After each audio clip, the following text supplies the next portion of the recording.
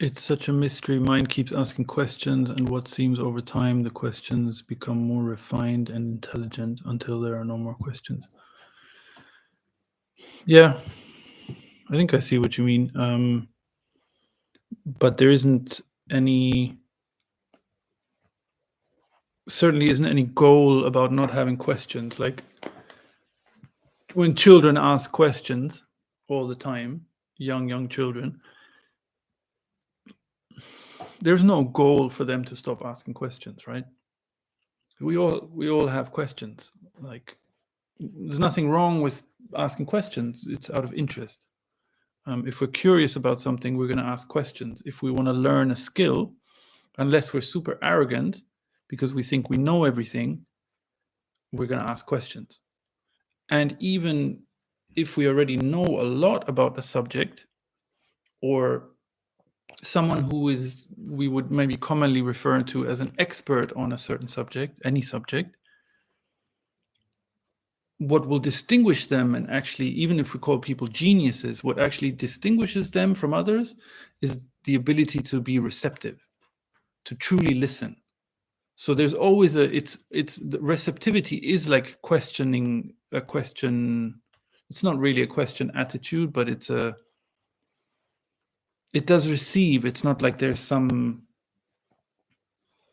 nirvana kind of silence that sets in, or anything like that. Yeah, it's just there seems to be a bit of a hang up about asking questions, or then eventually not having questions.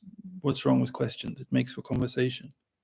If I meet someone new and I find them interesting, I'm going to ask them so many questions. Anyway,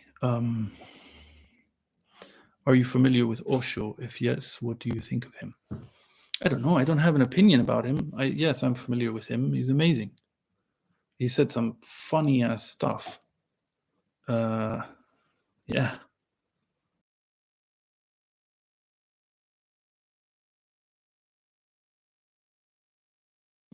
Didn't he say some? There's a funny clip on YouTube about the word fuck and the versatility of the word fuck. It's very funny. If you haven't seen it, I would highly recommend it.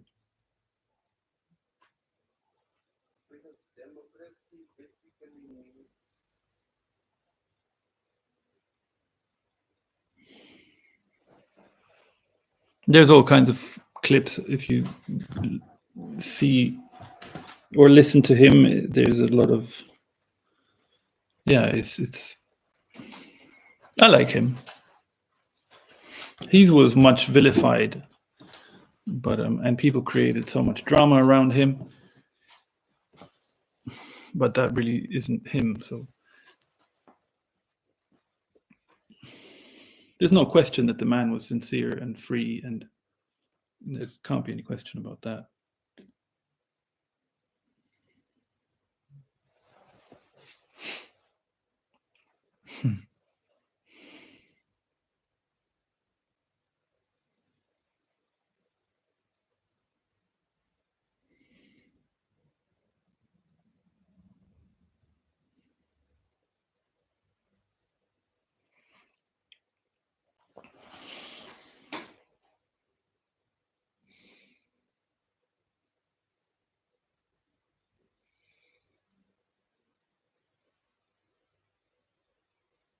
There's a funny clip where he says that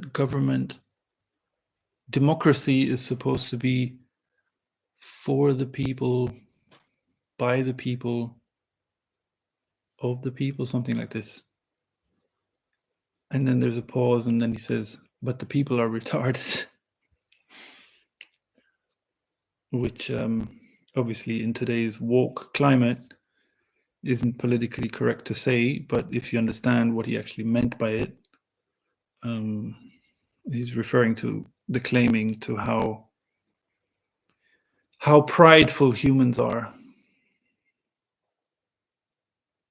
how they mess up their own lives with pride, with the simple business of pride. Is everything illusion or only ego? No. everything is definitely not only ego. In fact, ego doesn't exist. Ego is a concept. It's a collection of concepts. It's you could say it's just the concern with how other people see us. Yeah, that's my definition of ego. That's how I use it. And where it comes from is an abuse of the gifts that humans have of thinking and of language. And because thinking and language don't really make sense unless they have some limitlessness, yeah, unless like thinking has to include the ability to think whatever, otherwise thinking doesn't really make sense. So to invent things that don't actually, that aren't true, that are just purely ideas, that's kind of, that ability, I guess, is brings about concepts which aren't related to, based on false ideas. Okay. So no, what there is not only ego, of course not, or is not ego at all.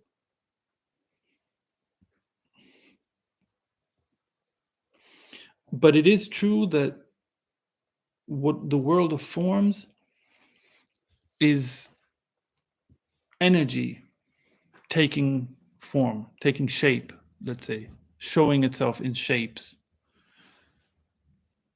But it is true that it's like a dream kind of, yeah, the world of forms. But you can't say it's not real, because even an illusion, you could say, okay, the illusion isn't real, but it's an illusion. So what there is energy.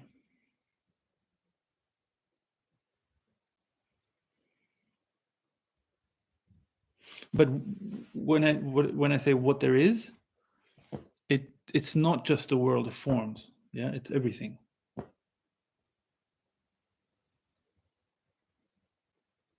Even when we talk, there are plenty of things we refer to that we can't see, like love or humor. Yeah.